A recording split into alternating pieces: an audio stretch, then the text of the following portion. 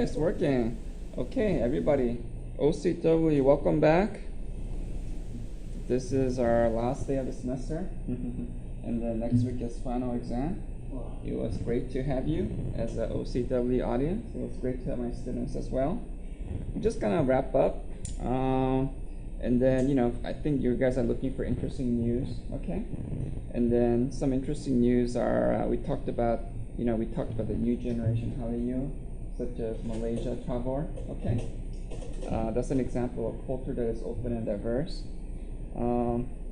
This past week on Saturday, we had a big LGBT festival in Shincheon, and that got a lot of press and controversy. Okay, and the final example is that this past Tuesday, remember early in the semester we talked about results-based government, and we said that, if you have a good teacher, society can make or lose money. Good teacher. No, good teacher. Yes, you can make a lot of money. But if you have a bad teacher, the economy will make or lose big money. Okay? And so people use this argument and they actually sued the government. And they said that, if I have a bad teacher, I'm going to lose a lot of money. And society's going to lose a lot of money. So it's unfair, it's unconstitutional. And the federal judge agreed. Okay? So this was just this past Tuesday. Okay? Okay, let's read this together. Okay. Who wants to read this? All right, come on up. What's your name? My name is wait a minute. Okay, let this camera see you first. Okay, handsome man. Yep. What's your name? My name is Taeyang. Okay, Taeyang. Yep. Go ahead and read this. President Obama has called education the civil rights issue of our time. On Tuesday, a California court appeared to concur. Read this so they can see your face. Okay. On Tuesday, a California court appeared to concur in a groundbreaking ruling that strikes down the state teacher tenure,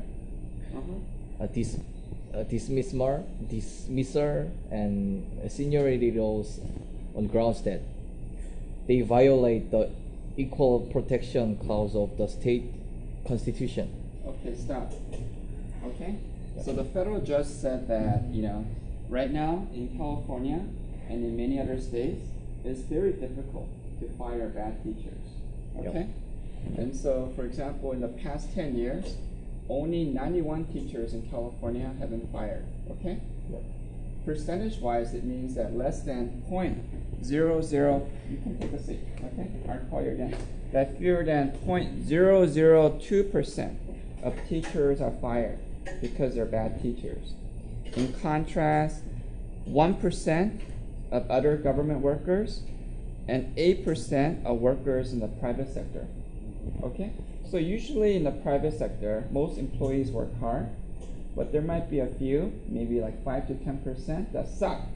Okay? On average, about 8%, right? And so those workers are laid off, between 5 to 10%. But among teachers, it's 0.002. It's almost impossible. And then, in LA district, the LA Unified District spent $3.5 million just to fire 7 teachers. Because, because don't forget, like each teacher, okay? If you have one bad teacher and she teaches for 1 year, society loses $1.4 million. Imagine a teacher teaching for 30 years, right?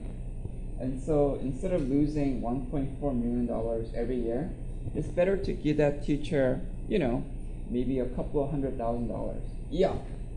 To say, get out. And so that's what government's been doing. But because it costs too much, it's very hard to fire. So for example, let me see now. Like in LA alone, there's like 350 grossly ineffective. They're terrible teachers, but they cannot be fired. Okay? Anyway, but the judge used the results-based government that we learned in Osborne and Gabler to say this is not fair, it's not working, so I'm going to change. So this was a big ruling. You might go all the way up to the Supreme Court, who knows, right? But again, this is an example of linking our readings to real life, to real life cases. Okay. Now, how can you link this to other examples, to your country or your country? Okay. Because, for example, in Korea recently we had what? What? What? We have problems all the time. But what was something special that happened this week? Come on, you're poli-sci majors. This week? Last week. Festival. Oh yeah, no. Come on, you're government majors, right? Yes. We had a what?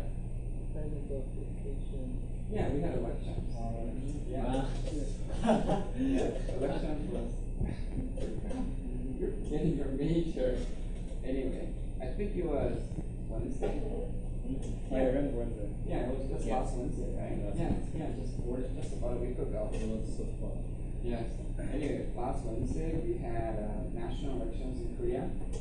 We elected many officers, local government officials, including education superintendents. Okay. And there is a big conflict between liberals and conservatives, right? Because conservatives like what kind of high schools? They like private high schools. They like autonomous high schools. So these high schools, they don't get any money from government. Tradition, they can do what they want. You get the money from the students. Right, students. And those private high schools usually have high scores or low scores. Very nice. Yeah, they usually have high scores. That's how they get money from parents, right? But liberal teachers, the liberal teachers unions don't like private schools, right? They don't, and so they want to get rid of them. Instead of private high schools, they like what? Public schools, especially what they call innovation public schools. 한국어는 뭐지? 공부육. Okay. Anyway, so they like 공부육. Why? Every student to get. Come up here. You want to come up here too? Okay, both of you. Okay. That way, I want people to see your handsome face. Come on. Alright. What's your name? No, you first. Me? Yes. Right. What's your name? Mr. Lee. Mr. Lee's handsome man. Ooh, have you been working out, Mr. Lee? Okay. He said it was going to work out for me too. I was wondering if he started. Okay, now Mr. Lee, why do liberal teachers, liberal superintendents, who won the majority of elections this last Wednesday, what come they like the innovation high school? They're called what in Korean? Kong what? Okay, why do they like that? They want to be equal education. Okay, and equal education, and also, how are the innovation high schools different from the regular high schools?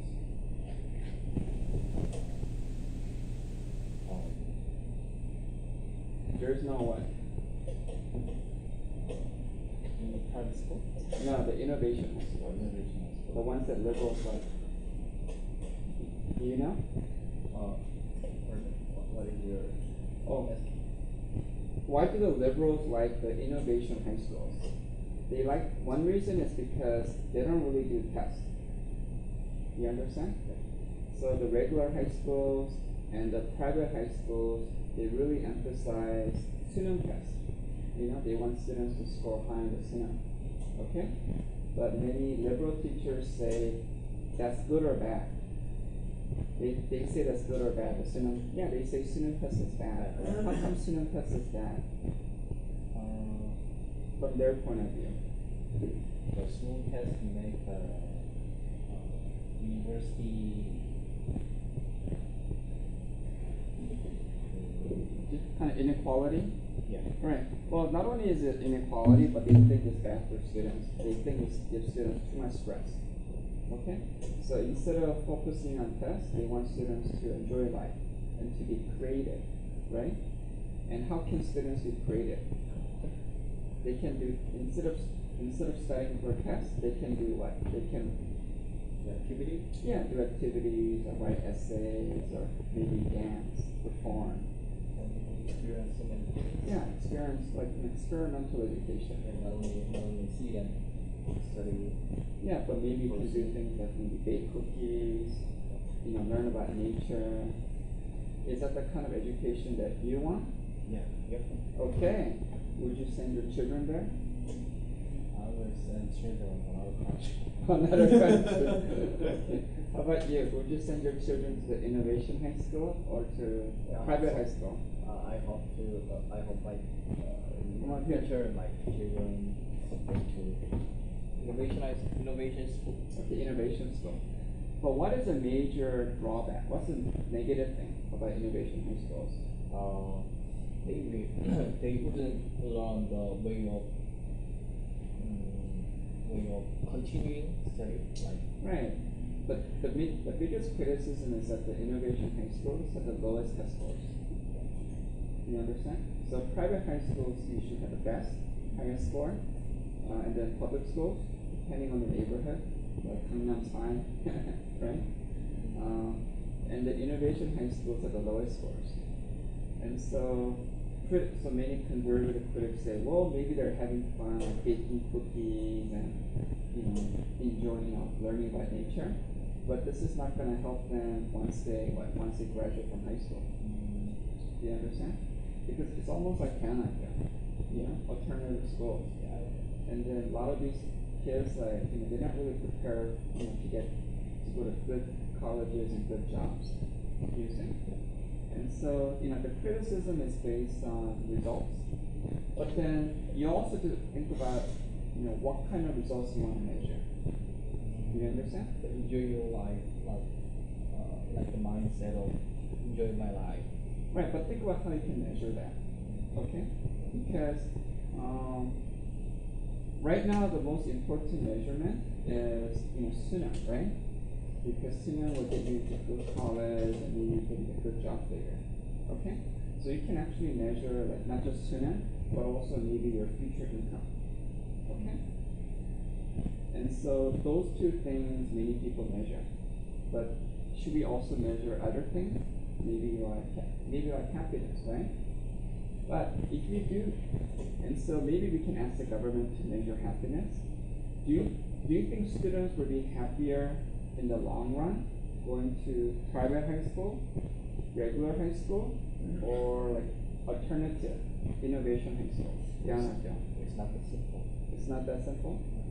Okay, so maybe, but you can at least measure. Yeah. You understand? You can measure the students. Remember the study, that Harvard did? They measured 10 million students over, 1.5 million students over 20 years. That's a high standard, okay? If Korea did the same thing, let's say we measured 1 million students who went to private, regular, 대안학교, and then let's just measure them for 20 years. All the things that Harvard measured, which was like, did you marry? Did you get a job? Did you go to prison? Okay? So these are all quality of life, right? And probably the biggest measurement was just how much money did you make? Because money is not a bad measurement, because with money you can what? Yeah, you can do a lot of things. And also people who make a lot of money versus people who make low money, who are happier? Yeah, a lot of money. But it's not just because they're spending that money. A lot of people, they actually enjoy their work. That's why they work hard, they're productive, they're making money. Okay? But the ones who are making little money, they're not that happy. Okay? Because they're doing jobs that they don't really like. Okay? So if you just want to quick and simple measure, whether it's Harvard or the judge, the simplest measure is just how much money you're making. You understand? And probably on that measure alone, the 대안학교 are doing badly. Okay? So if you really want to defend 대안학교, you have to show that even if you have to either show that they are making more money, or even if they're poor, they're still very happy. Okay? So you have to show that. If you don't show that, then there's little evidence to support Canada. Do you see? So that's how you need to link possible engagement, the U.S. Harvard study, with what's happening in your country. Okay, what happened last week. Those are the kind of essays that I'm looking for. Okay, that's an A quality essay. You can do it. A. Okay, all right, get up. All right. Go on to study. Okay, those were my two handsome students. Okay, now you wanna be next, or you wanna wait a little? What? Okay, sure. All right then, Kota, you're next. You'll be after Kota. Okay. All right. Now Kota was talking about Hallyu in Japan. Yay. Okay. All right. Now let's talk about. Well, okay. Come here, Kota. Okay. So Kota was talking about how the rise and fall of Hallyu, Korean Hallyu in Japan. Okay. So how did Hallyu rise in Japan? Since what year? 1990? In Japan is 2002, when Japan and Korea joined the World Cup. It was held in Japan and Korea. And South Korean national teams are progressive. Okay. In the World Cup, which took a third place, right? Sure. Well, in your paper you said that. No, it was in Korea. All right. Part of the beginning was in 1998. Oh yeah, Okay. right. That's when Kim Dae-jung did what? Lifting of the Japanese public culture into Korean society. Okay. Yeah. So it's kind of like open trade agreement, right? In Yeah. terms of culture. So that was 1998, and then in 2002 you had the World Cup. Okay. Co-sponsored by Korea and Japan. Yeah. And then you're saying that many Japanese people were really, proud of Korea, right? For doing so good. Yeah. Okay. It's South Korea is the first country which took a third place in the World Cup as a country from Northeast Asia. Okay. Sure. And then you said another big event was this TV show. Oh yeah. And what was the TV show name? Yumi Winter. 겨울연가. I forgot the name of the actor in the drama. The Hyunjun. 배운준. And what was the girl's name? 여자 이름이 뭐였지? 최주. Yeah. Her name was Eugene. Same as the professor's name. Okay. I was wondering, like, wow, she has such a masculine name. The drama. Anyway. So the drama was also 2002? Yeah. Oh, it was the same year. So these two huge events, 겨울연가 and World Cup, boosted the rise of Korean culture in Japan. Okay? So it was popular for 10 years, and then what happened in 2012? Lee Myung-buk's kind of running on the controversial territory in 2012, and the popularity of Hangyu in Japan was rapidly decreasing, and So it dropped a lot. Yeah. After Inyonbak. Yeah, everything was very big since 2012, and one symbolized event which happened in this year. It's like a kind of in Shin-Okubo, right? It's in the Korean town in Tokyo. There was one kind of shopping center and the theater for kind of Korean drama called, like, I forgot the name, but Some kind of museum, right? it's kind of shopping. It's kind of complex, kind of Musical theater. oh, this one, the musical theater. It's like kind of old kind of shopping center and the kind of theater for all Korean culture, Hangyu, like drama and music.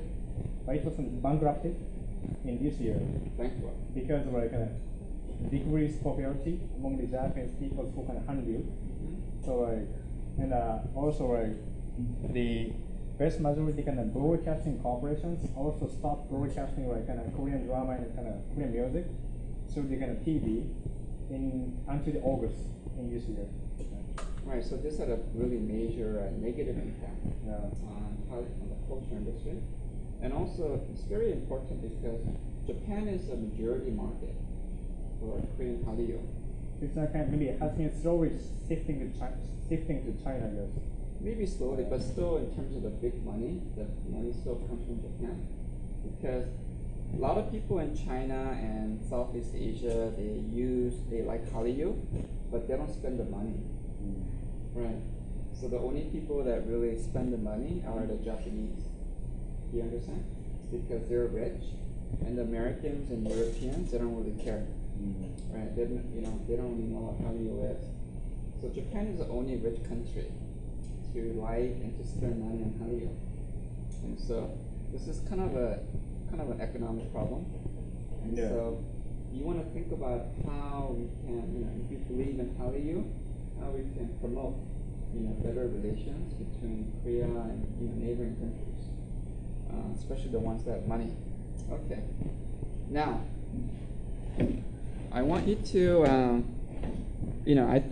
I said this is a nice summary. Yeah. Okay, but for essay, social science essay, try to make some larger theory. What's your claim? Yeah. And make links to class.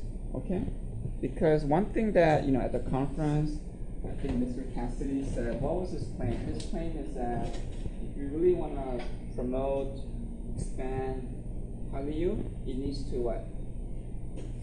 Some strategies. What? Yes, but what's the strategy? It needs to be more Open. Yeah, more open and diverse. Right. Yeah, we talked about that, right? That it needs to be more open and like yoga, okay, from India, or in LA we talked about like taco, bulgogi taco, and chaibo, okay.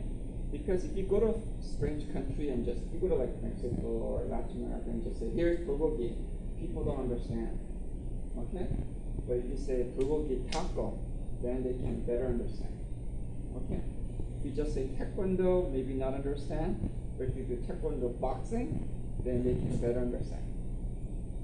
And so you need to think of a way to kind of like, make it more open and have different people interact. Like that nice Malaysian girl, right? Is there examples of that in Japan where people kind of synthesize Korean and Japanese culture?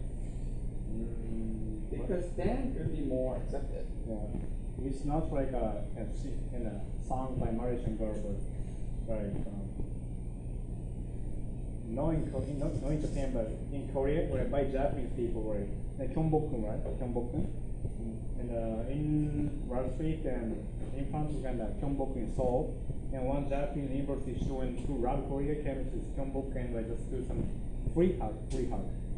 What's Gyeongbokgung? It's like kind of chosen. It's like all Japanese garments in South Korea. Oh, okay. So like he just did kind of free hug. Free hug? Yeah, and just say like kind of peaceful South Korean Japan. Okay. And I have kind of huge number of South Korean kind of passengers and workers just kind of hug with him. Oh, really? Yeah, to show the peace. Oh, that's good. Yeah, so a kind of positive interaction. In Japan, I never heard of it. You never heard that? Okay. Can you guys think of examples of kind of synthesizing or cooperation between? You understand, right? So instead of just top down, it's 동해, not 일본해. Okay? More like less back and forth, two-way cooperation, working together. One of my favorite examples in Japan is Yu Darvish, because have you heard of him? He's a famous Japanese pitcher, but his father is Iranian, right? That's why his name is Darvish. That's not very Japanese. Darvish-HYU. Yeah, Darvish-HYU. Okay. But he was accepted in Japan, right? Yeah. Right. And I'm sure that because he became such a huge sensation, I'm sure there's a lot of people who are kind of more interested in like Persian culture. Yeah. And also they're more if they become more tolerant to different kinds of names. Okay, so like I don't know, like imagine like a Korean picture named I don't know Garbage Can. Okay, do you think you'll be accepted or not? It depends like what kind of work he spent in high school during high school years. Okay, As artist, right? He actually never been to overseas. right. So you grew up in Japan. He has been kind of playing a big school in elementary school during high school and very strong high school, Mhm. and got into professional. So Right. So it's considered Japanese, right? they are completely Right. And so people are not like so deaf people don't show prejudice towards him, right? No. Not even the medicines, right? No. Okay.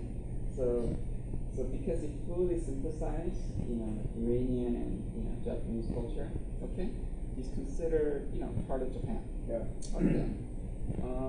And so it seems like Koreans maybe can do the same thing, become really like a strong part of Japan. I guess a good example would be like Lotte. Right. Because Lotte is considered part of Japan now, right? Yeah. Yeah, like any of the Lotte Giants. With Marines. Oh, 미안해. Lotte what? Marines. Oh, are they? So the Marines. Oh, so in Korea it's Lotte Giants. Yeah. Oh, okay, that's why I got confused. Lotte has And two a branches. region in Korea and Japan. Okay. So they have two baseball teams in Korea and Japan. Lotte should get more money to promote Korea-Japan relations. Oh, yeah. Right. Because they're a big company. The reason why Lotte is based by two countries, like, and a founder of Lotte kind of Danish Korean people. Yeah, it's Jang-Uchi. Right, and so because he lived in Japan, he was able to make a lot of money, and so he could make an impact on both countries. So you need I guess more people like that, and also you need like a Japanese person, or a Chinese person, or some other person to come to Korea, make a Lotte here, or be like a U Darvish here. You see? Then you would show that Korea is also, very open and diverse. Okay. In my other class, we had this kind of an interesting discussion. Okay. Because like the singer Malaysian, she says, I live next to like Singapore, right? And then one reason why multiculturalism is becoming a big topic is because people from poor countries, they want to go where? Rich countries. Yeah, they want to go rich countries, right? And then because if you're like there was this famous case last year. There was this Indian housekeeper, right? So in India, if you're a housekeeper, you might make how much money per hour? Really well. Yeah, very low, less than $1. And you're working like 18, 20 hours a day. Okay? Basically, the lady can wake you up anytime, right? And then she went to New York because the diplomat wanted to go to New York and she wanted her own housekeeper. And she didn't want to pay Americans. So she brought her Indian housekeeper, and then she signed an agreement that, I'm going to pay you American wages. But she lied, okay? Because in New York, you have to pay, instead of like less than $1 an hour, you have to pay more than $11 an hour. Yeah, more than 10 times. And also, they treat you much nicely. Because if you work, that's $11 an hour for 8 hours a day. And if you work more than 8 hours a day, you have to pay time and a half. That means 1.5. That means you have to be paid $16 an hour for any hour above 8. Okay? And she was working like 14, 16 hours a day. Okay? So if I'm like Indian, do I want to live in India or New York? New York. Okay? So New York's like $11 an hour, but Seattle's even better, 15. So it's like, that's why we have multiculturalism, because people in India, they don't want to be poor. They want to go to Seattle. Okay? If they can't go to Seattle, then they'll go to maybe Singapore. That's why there's a lot of Indians in Singapore. And if they can't go to Seattle, can't go to Singapore, maybe they'll come to to Seoul. The 3 S's. Okay? So imagine, that's why we have this multiculturalism issue, right? Now, but if I'm Indian, would I rather, obviously Seattle is my first choice, but if I can't go to Seattle, would I rather go to Singapore or Seoul? So, If I'm Indian, will I be treated nicely here? Maybe Singapore. Singapore is better. Yeah, it's Kind of more diverse. it's open, diverse, and they're rich.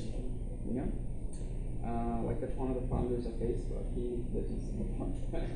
Anyway, and so you can think of that anti-Tamuna Ajunahu king, right? And then you can think of because she doesn't like Korea changing, Seoul changing, right?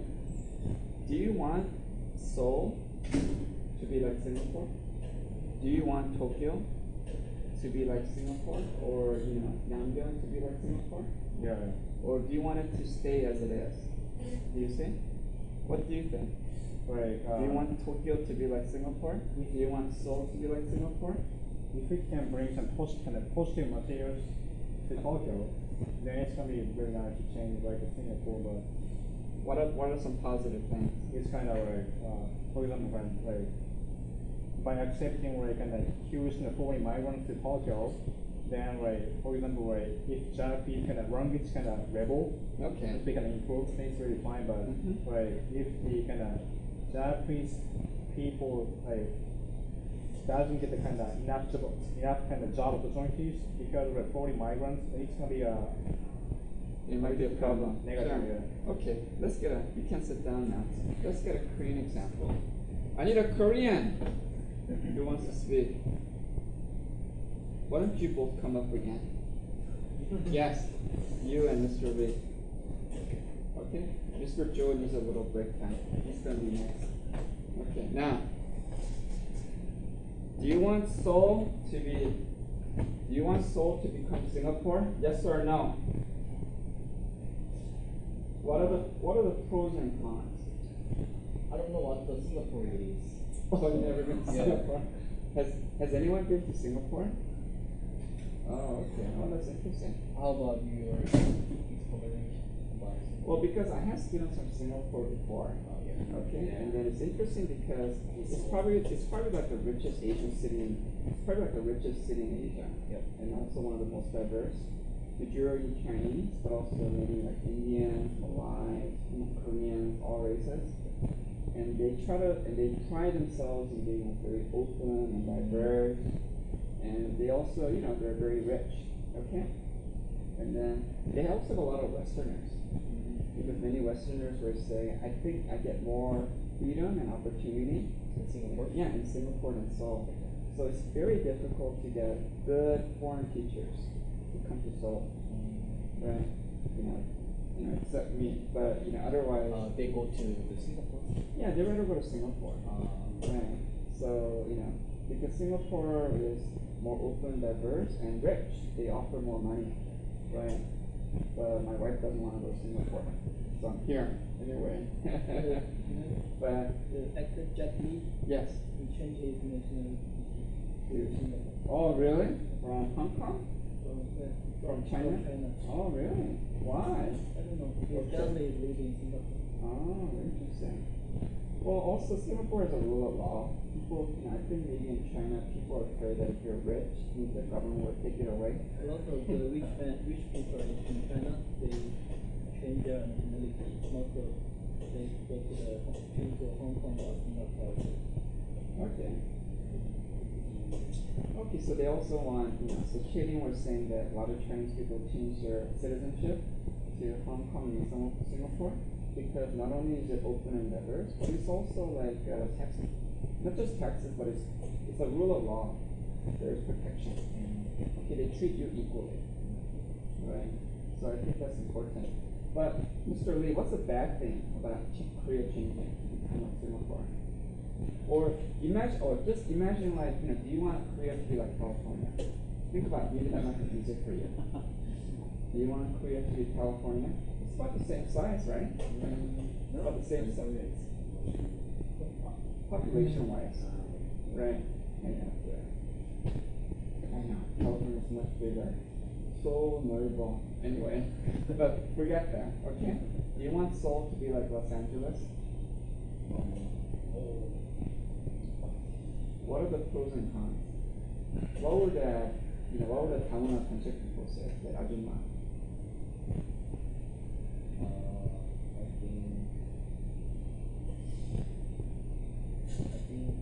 I wanna be Seoul to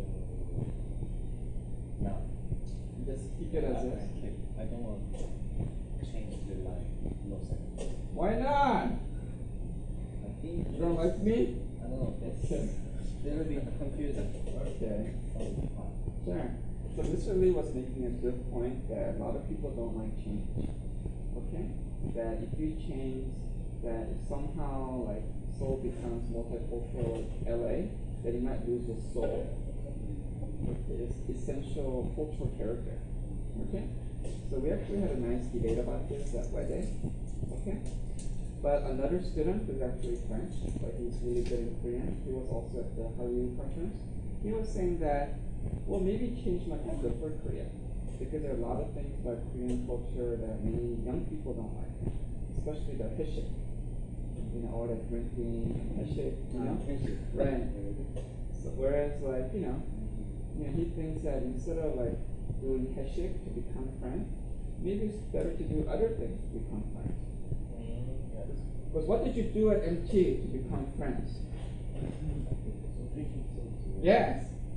And is that a good way to make friends? Come here.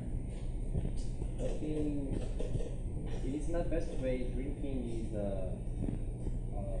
making a partnership with the people. Right. But then, so it's part of the Korean tradition to like drink a lot, especially soju, and that's how we become friends, right?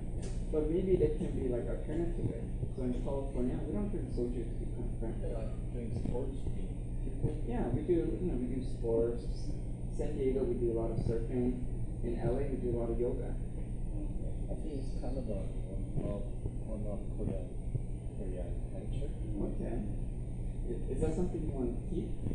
Or, it's like next year when you go to MT, do you want to bring lots of soju? Or do you want to bring yoga mat?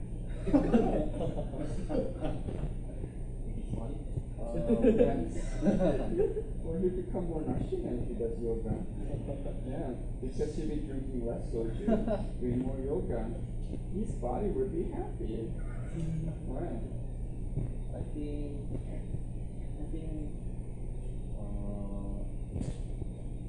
I don't want to change that drinking culture, but we can find many alternative method to make partnership. So Okay. So think about what the alternative can be. Always give me specific examples. Okay? Always give me specific examples. For example, like when I drink with my students, they can choose between soju or water because they look the same. So we do like one shot with water. Do you see? And then it's a lot cheaper and healthier. You just have to go to the bathroom a lot. Right? Right. Playing sports. Okay. I think it is important that talking each other. Right. Very important. That's true. But maybe you can talk with each other what else soju. What other things? What? But you're saying you need soju? That could be hard if it's without soju. Yeah, in Korea it's hard. But Sometimes people drinking soju after drinking soju can more easy to express themselves than exchange people. you can also express yourself better after doing yoga. It's true, because you become one with the spirit. And but a lot of soju gives you this. Be careful. Yes. Yes. So more yoga, less soju. Maybe more. Maybe you need Taibo. Okay. Taibo is a faster way. Okay. So, all right. Okay. The next speaker is Mr. Joe. Okay.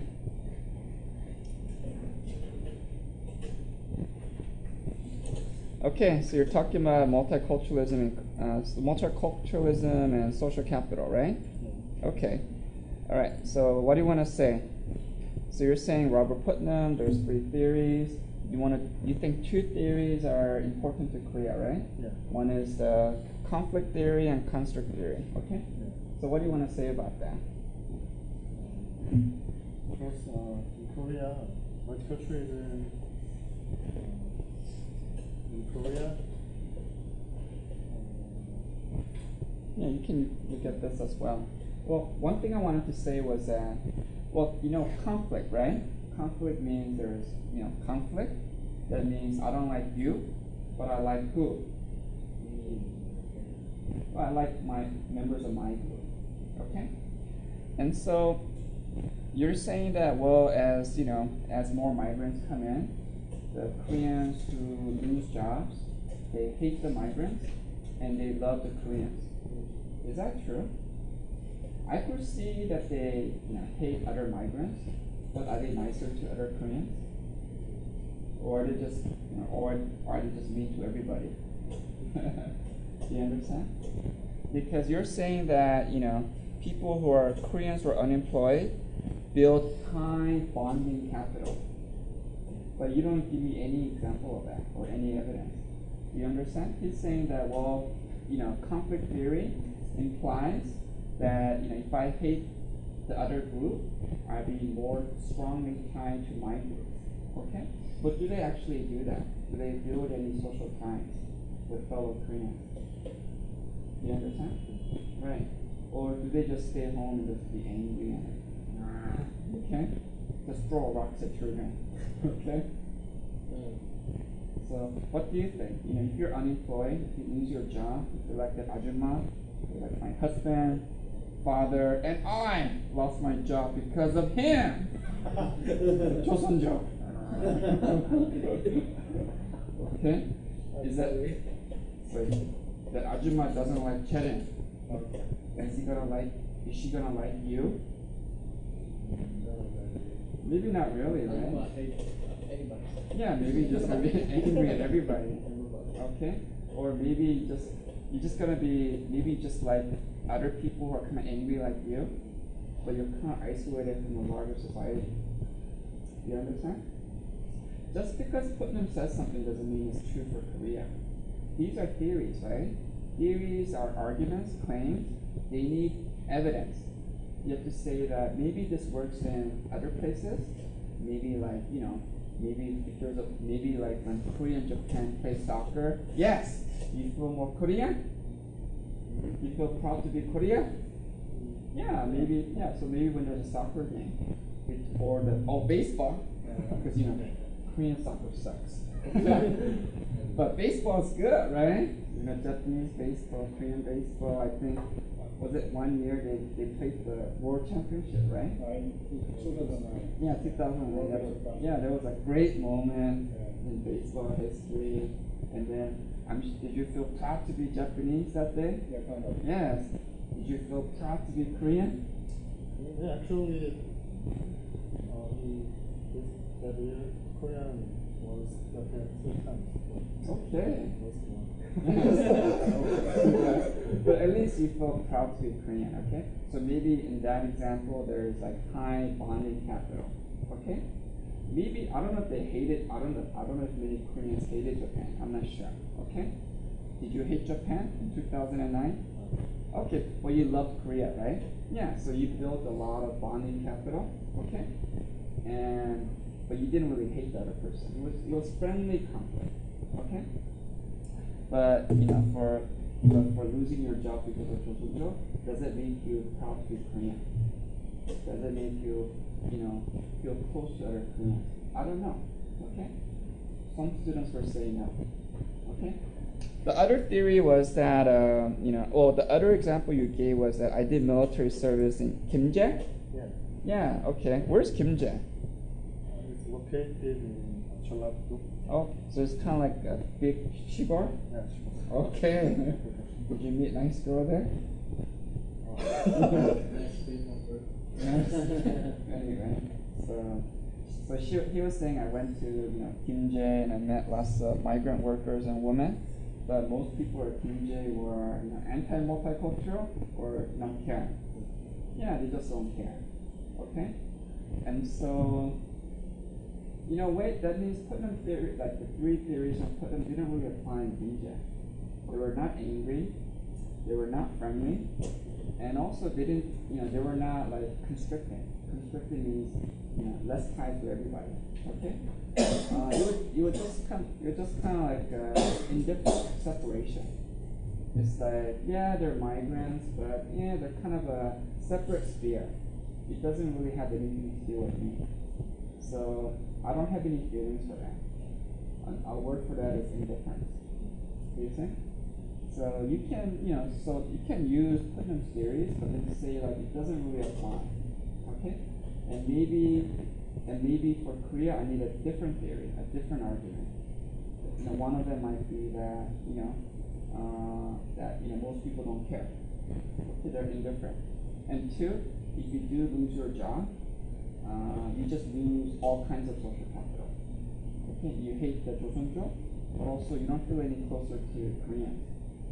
And actually, people who don't have jobs, are they more busy or less busy with their social life? You have more free time. Does that mean you're spending more time with your friends? If you're unemployed, you lose your job because of cheating. Are you going out drinking with your friends and complaining about Joseonjo? Yeah, probably. Maybe you will go with your friends and complain about cheating. But in the United States, most people who lose their jobs, they don't spend more time with friends, they spend less time. Do you understand? So it's actually busy people who are making a lot of money who spend more time at church, more time meeting their friends. The ones who have plenty of time because they lost their job, they don't go out with friends or church. You see? They usually just stay home and watch TV and become fat. Just drink soju by themselves. You understand? Right. So, yeah, terrible. Anyway, that's why they need to get jobs. Don't let that happen to you. Get a job. That's so true. Okay. Anyway, so that's basically it for the papers that we got. Okay, any other questions? Okay, hold on. Okay, OCW audience, thank you very much. It was a great semester. Why don't you guys all come up and bow? Let's go. All right. Okay, let's say goodbye in Korean, English, Japanese. Okay. How do you say bye in Japanese? Sayonara. Sayonara and what? Zaijian. And how do you say thank you? Oh, okay. Okay, we'll first say it in Japanese, Chinese, Korean. Okay, we'll say arigato, and then kanpai. What? Okay. And then sayonara. Okay, well, let's just say sayonara. Sayonara. Sayonara. Okay, how you Chinese? 再见. Okay, 자이젠. 자이젠. And then, okay, 감사합니다. 안녕하세요. Bye bye. 안녕하세요. Okay, thank you.